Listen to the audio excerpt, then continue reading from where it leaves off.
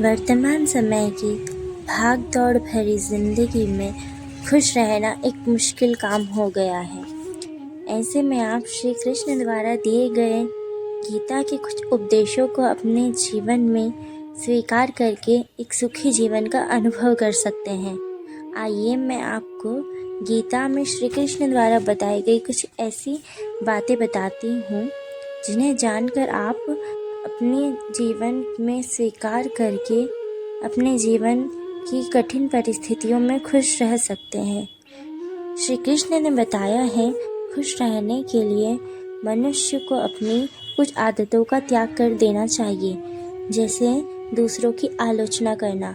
मनुष्य को दूसरों की आलोचना करने से दूर रहना चाहिए। साथ ही दूसरे व्यक्ति द्वारा किए गए कार्यों में कमियां निकालना व उनके कार्यों की शिकायतें करना छोड़ के दूसरों के कार्यों में खुशी ढूंढकर उन्हें प्रोत्साहित करना चाहिए।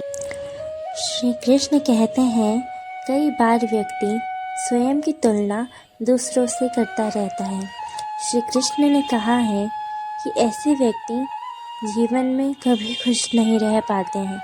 जीवन में खुश वही रह पाता है जो स्वयं की तुलना दूसरों से ना कर खुश रहने के लिए यह महत्वपूर्ण है कि आप स्वयं को जैसे हैं वैसे स्वीकारें। श्री कृष्ण कहते हैं कि कोई भी व्यक्ति यदि कोई कार्य करता है तो उसे वह कार्य निस्वार्थ भाव से करना चाहिए। यानी आपको कोई भी काम बिना फल की इच्छा के करना चाहिए। ऐसे में अगर आप इस सीख को अपने जीवन में उतार लेते हैं तो दुख का जीवन में कोई स्थान नहीं रह जाता। जो बीत चुका है उस पर हमारा कोई नियंत्रण नहीं है।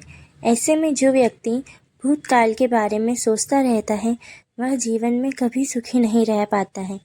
इस विषय में श्री कृष्ण ने कहा है कि अगर आप अतीत की यादों को अपने साथ लेकर चलेंगे तो जीवन में कभी खुश नहीं रह पाएंगे।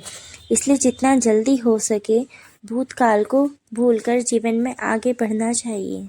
साथ ही हमें इस बात का भी ध्यान रखना चाहिए कि हमें कोई भी चीज़ समय से पहले प्राप्त नहीं होगी।